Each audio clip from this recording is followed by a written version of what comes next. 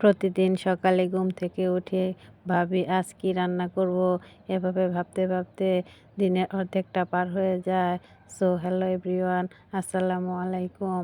Bengali লাইফের ছোট্ট রান্নাঘর থেকে স্বাগত জানাচ্ছি নতুন আরেকটি ভিডিও দেখার জন্য। অনেক ভেবে ভেবে আজ আমার লাগানো সিম গাছ থেকে সিম পেড়ে এনে কেটে ধুয়ে পরিষ্কার করে আজ আলু দিয়ে সিম রান্না করব। শীতকালে সকল ধরনের সবজি এমনিতে অনেক ভালো লাগে।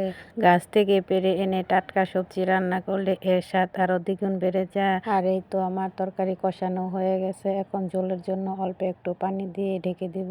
ঢাকনা উঠিয়ে তরকারি যখন বলক আসবে এর মধ্যে মাছ দিয়ে দিব।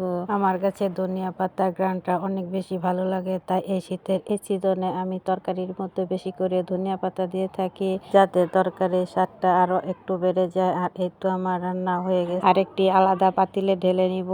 সিম তরকারি এইভাবে শুকনো শুকনো করে রান্না করলে ভালো লাগে। আজ এ পর্যন্তই। আল্লাহ হাফেজ। আসসালামু আলাইকুম।